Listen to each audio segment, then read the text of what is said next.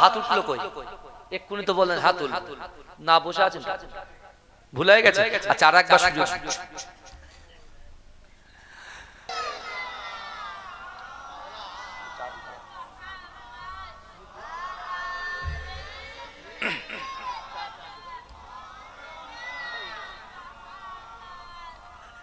আমার ভাইরা,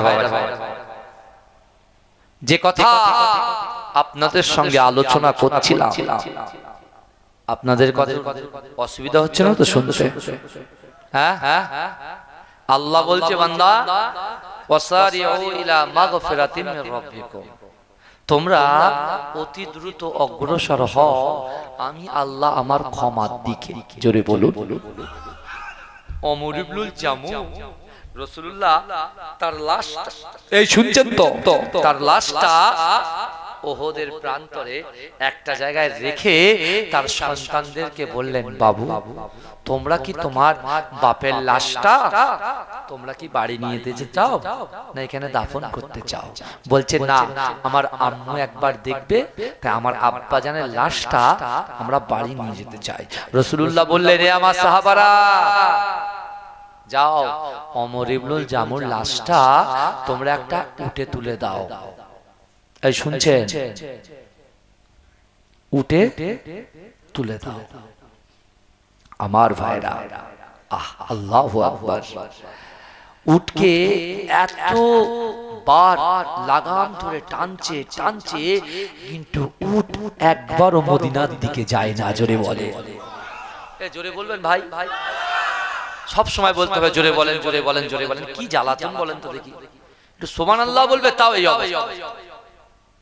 কেন এরকম হবে ভাই বলেন তো দেখি? রাগ করবেন না, রাগ হারাম জিনিস। হ্যাঁ, আমরা তো এখানে কিছু নিতে এসেছি নাকি? আমরা নিতে এসেছি তো নাকি ভাই বলেন না? আরে আমরা তো জান্নাতের আশায় বসেছি, তো জান্নাতে গিয়ে যে ঘাবড়ে বসে থাকলে হবে? বুঝতে পারছেন না? তাকবীর দেন তো দেখি, নারে তাকবীর। হ্যাঁ, মাশাআল্লাহ, আমার স্বপন ভাই তো পাগল করে দিচ্ছে একলা। বুঝতে পারছেন? হ্যাঁ, আর একটু তাকবীর দেন, নারে তাকবীর। আমার আল্লাহ রাসূল সাল্লাল্লাহু আলাইহি ওয়াসাল্লাম যখন বললেন তোমার আব্বুর লাশটা তোমরা বাড়ি নিয়ে যাবে, বলছে উটের পিঠে তুললো, উটের মুখটা মদিনার দিকে ঘুরিয়ে দিচ্ছে আর উট ওদের দিকে ঘুরিয়ে যাচ্ছে। জোরে বলো, জোরে বলবেন না? আল্লাহ রাসূল কিন্তু কিচ্ছু বললেন না, কারণ বাপ বেটা সম্পর্ক আলাদা, বাপ আর বেটার সম্পর্ক আলাদা। আমার আব্বার সঙ্গে আজকে আমার বড় বেটা, বিশেষ করে আমার বড় ছেলে আফজাল আজিজ, আমি বাড়ির থেকে বার হচ্ছি বলে, আব্বু আমি আপনার সঙ্গে যাব। বাচ্চা ছেলে, 8 বছর বয়স, ও আমার সঙ্গে এসছে, জানেন তো? ও আজকে যখন ওকে গাড়ি করে নিয়ে আসছিলাম, আমার আব্বার কথা খুব মনে পড়ছিল। কেন বলেন তো? আমিও আমার আব্বুর গাড়ি করে ওইরকম বয়সে আমিও কিন্তু জলসায় এসেছি। বুঝতে পেরেছেন? কিন্তু আমি যেরকম আপনাদেরকে নিয়ে আলোচনা করছি, আপনারা দোয়া করবেন আমার বাচ্চা আমার পরে, আমি যখন থাকবো না, সে আলোচনা করবে। বলুন আল্লাহুম্মা আমিন। সবাই বলুন আল্লাহুম্মা আমিন। নারে তাকবীর, নারে তাকবীর।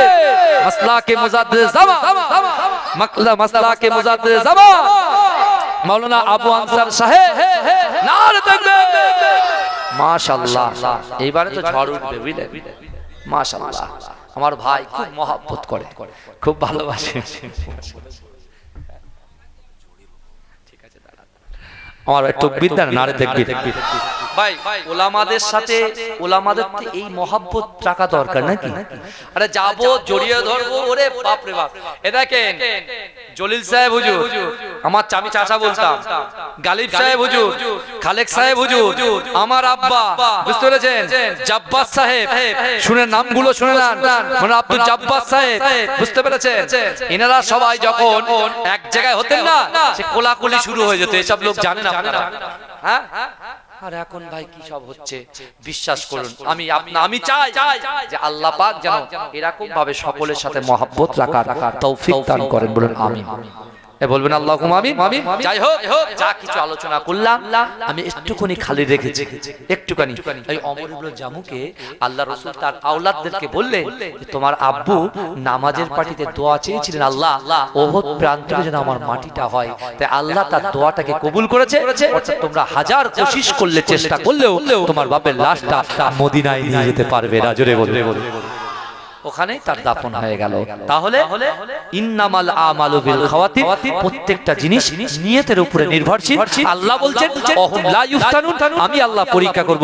পরীক্ষা করেছেন, উত্তীর্ণ হয়েছেন, নিয়ত করেছেন, আল্লাহ জান্নাতে পাঠিয়ে দিয়েছেন। জোরে বলুন না সুবহানাল্লাহ। নারে তাকবীর, নারে তাকবীর।